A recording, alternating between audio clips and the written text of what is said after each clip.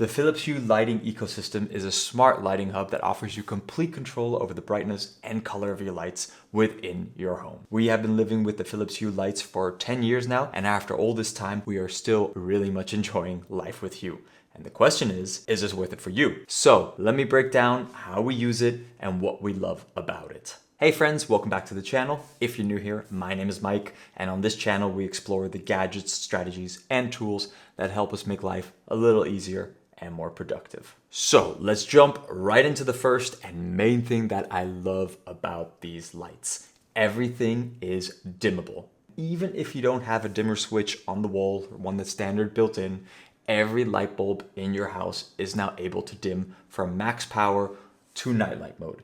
This is particularly useful, especially for late night chilling, early morning wake ups, midnight feeds with the little one, or if you're just trying to set the mood. The second reason why I love it is scenes like read, relax, energize, concentrate, all that have a slightly different shade of hue from kind of yellowish to kind of bluish.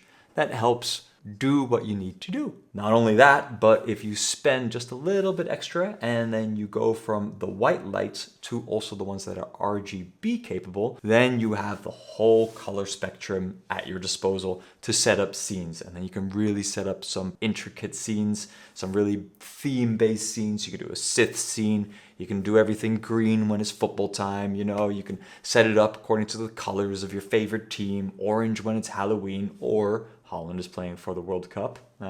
And it's a wonderful way to just add a little bit of extra variety and spice to your life. I mean, if you look behind me, these two colors that you see, the orange and the teal, Hue lights set up with a scene.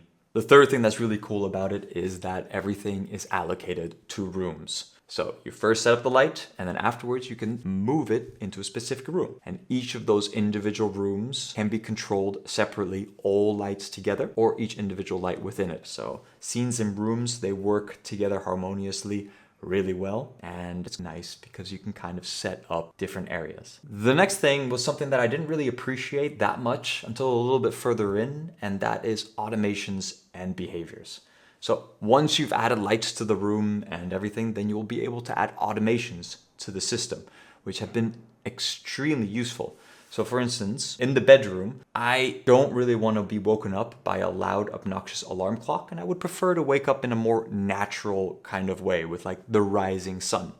So what we have set up is for the lights to turn on at around 7 a.m. over the span of 20 minutes from 0 to 100% brightness. That way, I kind of naturally wake up from my sleep, which is really cool. Similarly, instead of waking up, you can also set a winding down automation, which we've also done. So every night from 9 p.m. onwards, over the span of 45 minutes, the lights in the living room gradually go from 100% to 20% brightness, thereby simulating the setting sun.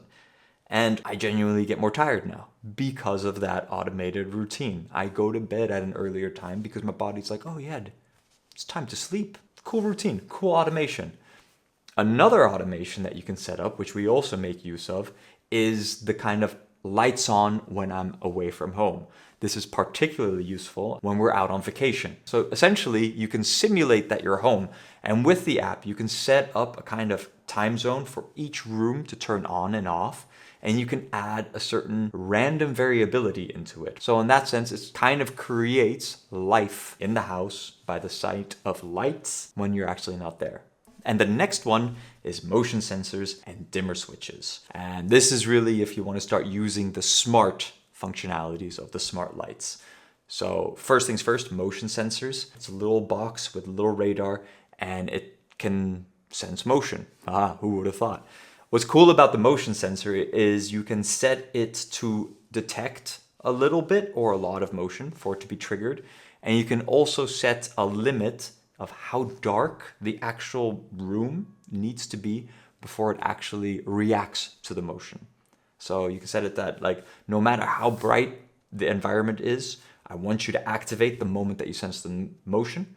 Or you can say like, you know what, 50% brightness that you sense, only from that, when it's darker than that, then I want you to activate to the motion and turn on what I'm going to tell you to turn on. You combine that a bit with automation, and that means that you can set the motion sensor to do different things at different times of the day, which is really cool. So for instance, the bathroom and the hallway are set up to turn on during the day at 100%. Then after 11 p.m. until 6 a.m., I want you to turn on if you detect motion, but I only want you to turn on the lights at 5% dim. So night light, barely any light at all. And this is just for those midnight bathroom trips where you just want to go empty the bladder, come back, but you don't want to be like blasted by blinding light that just like activates your brain, and then you're just like come back to the bed kind of awake and it's the middle of the night. Dimmer switches, on the other hand, are just basic light switches that work well, and they come with a little frame, and that frame can either be screwed into the wall or you can kind of just magnetically attach it to the door frame, which is what we've done. So we have a dimmer switch at the entrance of every single room that we go into, and that dimmer switch controls only that room. So you have an on switch, you have an off switch, and you have a dim up and dim down switch on it. What's also really cool is that the on switch, when pressed repeatedly, cycles through the different scenes that you choose that dimmer switch should cycle through. And you can set this to behave in multiple different ways. So you can just do pure scene cycle, and it always cycles through those scenes in that order. Or you can do time sensitive cycle. So during the day, it cycles through, for instance, the concentrated and the more bluish light tones first before going to the more dim ones. Or later in night, it only cycles through dim, night light, and relax. So there's a bit of smart functionality there too, which is wonderful. And you can take it off the frame and take it with you around the room, and then just basically have it right next to you and then use it whenever you want and put it back. For us, we just keep it in the frame like 99% of the time. Only when we're sick or extremely lazy does that switch come off it and come with us. I have found that at times I end up losing it or forgetting where I put it, and then it's more of a nuisance trying to find it. Plus, in my pocket, I have my phone, which also acts as a dimmer switch. So no point really taking that thing off the wall. And that brings it to the final point, which is the variety of bulbs and lighting for accent lighting. It's a nice aesthetic point, but there is a large array of light bulbs and light stands that you can use, which makes customizing the vibe of the place as well as providing for some accent lighting really, really amazing. We have a couple light strips that we put up along the cabinets and things to really add a certain kind of extra glow and light vibe, as well as some spotlights and some bloom lights to accent certain parts of the house. And the fact that all of these have the aforementioned features just makes it really a delight to use. I hope that this video was useful for you. Please consider subscribing if it was. It would really help me out. And leave a like for Mike. See you in the next one.